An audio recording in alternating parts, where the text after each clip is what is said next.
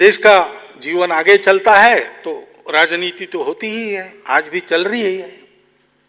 अब वो सारे देश की एक राजनीतिक धारा रही नहीं, अनेक पार्टियां, अनेक दल है। और अब उसकी स्थिति क्या है इसके बारे में मैं कुछ नहीं कहूंगा, आप समझ लीजिए क्या है कैसा है, आप देख ही रहे सारी बातें। तीसरी एक धारा थी जो कहती थी कि हमारे समाज में ही सुधारने की आवश्यकता है।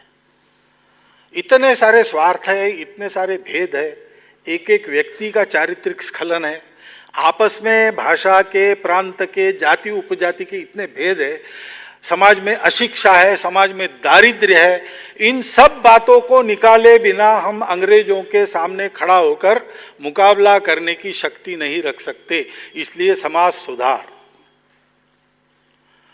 उसमें भी कई ऐसे प्रातस्मरणीय महापुरुष हो गए जिनका नाम हम आज भी लेते हैं, उनका आदर्श अपने जीवन के लिए अपने सामने रखते हैं।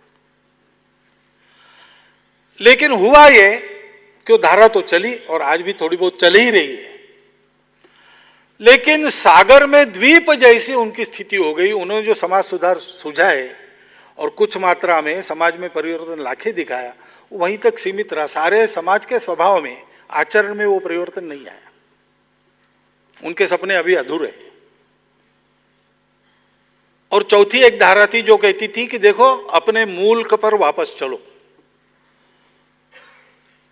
आर्य समाज के संस्थापक स्वामी दयानंद जी, रामकृष्ण परमहंस के शिष्य स्वामी विवेकानंद जी, ऐसे लोगों ने और अपने मूल पर पक्का खड़ा होकर समाज से दारिद्र्य और अज्ञान भगाने के लिए सेवा करने का संदेश दिया।